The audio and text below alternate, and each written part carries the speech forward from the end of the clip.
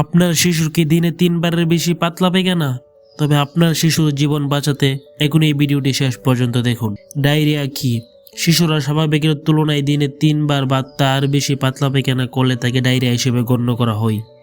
Diarrhoea হলে প্রথমে 3টি কাজ নিশ্চিত করুন। 1 নম্বর, তরল খাবার, ডাবের পানি, ভাতের মার বা চিরার পানি বারবার খাওয়ান।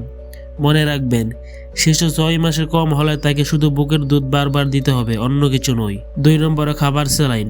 প্রতিবার পাতলা পায়খানার পর 2 বছরের কম শিশুকে 10 থেকে 20 চামচ এবং বড় শিশুকে অন্তত আধা কাপ স্যালাইন দিন। শিশু বমি করলে ঘাবড়াবেন না, 10 মিনিট অপেক্ষা করে আবারও অল্প অল্প করে খাওয়ান। 3 নম্বর, জিঙ্ক ট্যাবলেট। এটি ডায়রিয়া দ্রুত কমে এবং আগামী 3 মাস শিশুকে সুরক্ষিত রাখে। তবে সাবধান, ডাক্তারের পরামর্শ ছাড়া কখনোই শিশুকে অ্যান্টিবায়োটিক দেবেন না। শিশুর চোখ বসে গেলে, প্রস্রাব কমে গেলে বা শিশু একদম নিস্তেজ হয়ে পড়লে 1 সেকেন্ড দেরি না করে হাসপাতালে ছুটুন। আপনার এই সচেতনতাই আপনার শিশুকে বাঁচাতে পারে।